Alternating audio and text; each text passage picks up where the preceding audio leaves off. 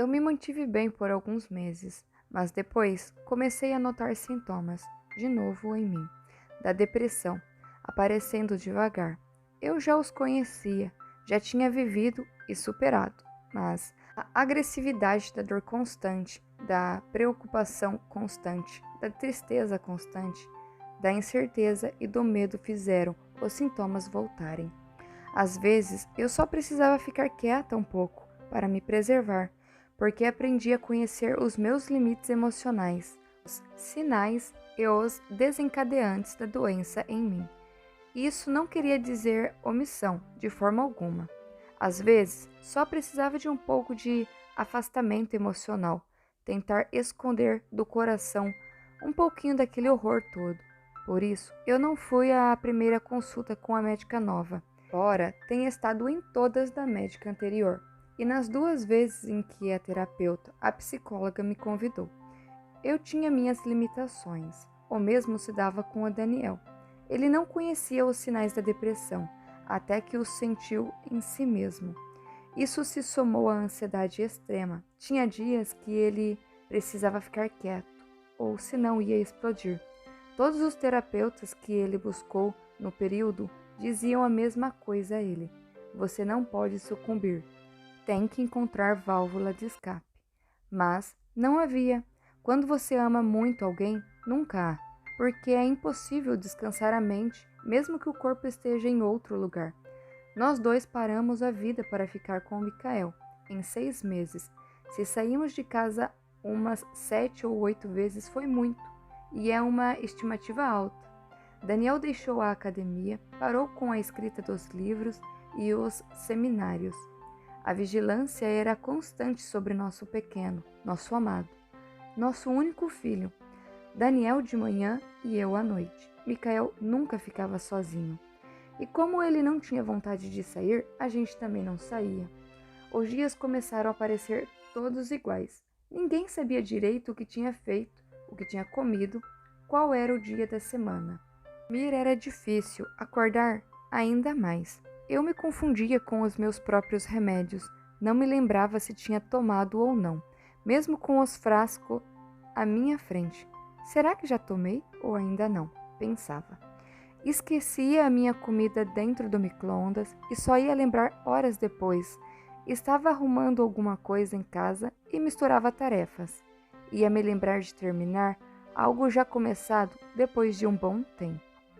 Depois que Micael morreu, é impossível não se questionar. E se eu tivesse feito isso? E se não tivesse feito aquilo?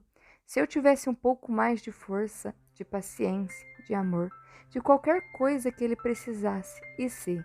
E se? E se? Quando essa dor começa a diminuir, se é que isso é possível, se é que é possível voltar a ter alguma paz e tranquilidade, alguma alegria, isso vai vir a certeza de que fizemos o nosso melhor. Não negamos toda e qualquer ajuda, tudo, até o limite de nossas forças como pais. Daniel foi falando quando acordou. Micael não estava. Isso jamais acontecia. Não tinha um recado explicando se tinha saído. Mesmo assim, meu marido ainda imaginou que ele pudesse ter apenas ido dar uma volta. Ia retornar, dizendo que precisou, que tinha ido caminhar e que esqueceu de deixar um bilhete.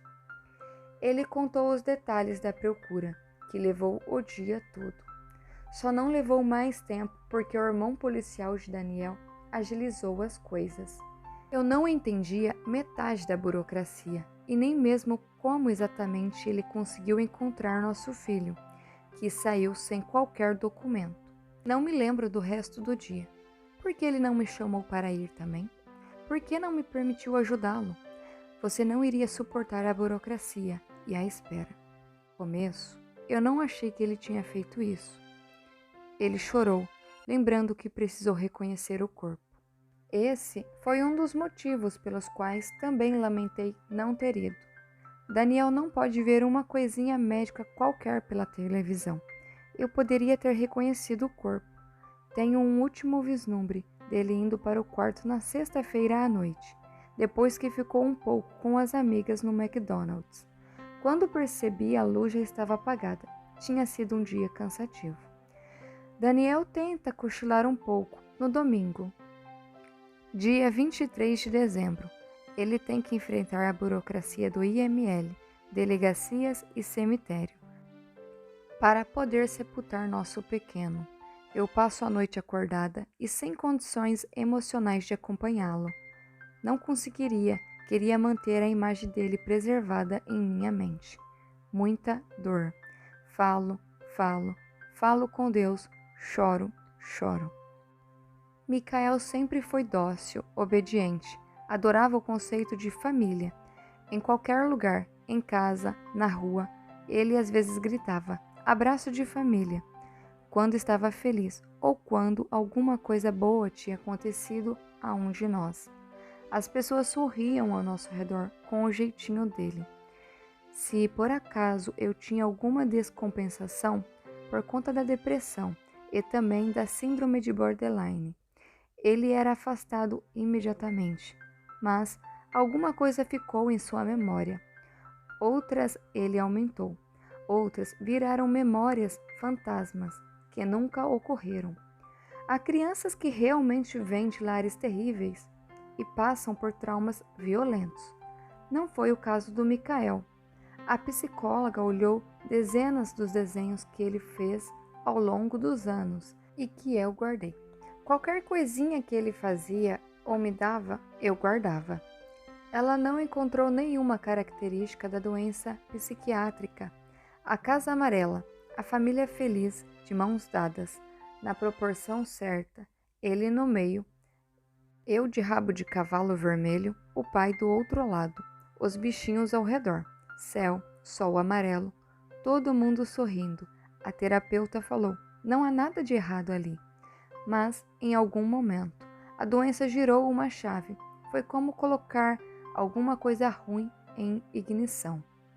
Foi tão pavoroso e tão triste, de repente, as memórias ruins dele estavam impregnadas. Na tentativa de diminuir os traumas, a parte ruim prevaleceu e ele esqueceu todo o resto. 90% da vida dele, até os 14 anos, foi feliz, completa e cheia de significado. A primeira vez que o Micael lidou com a morte foi aos 3 anos. Vovó Nádia, minha mãe. Ele dizia, na hora do banho, que a gente tinha que convidá-la para vir em casa. Não me lembro o porquê. Estávamos à frente do espelho, eu penteando seu cabelo, terminando de vesti-lo. Engoli seco.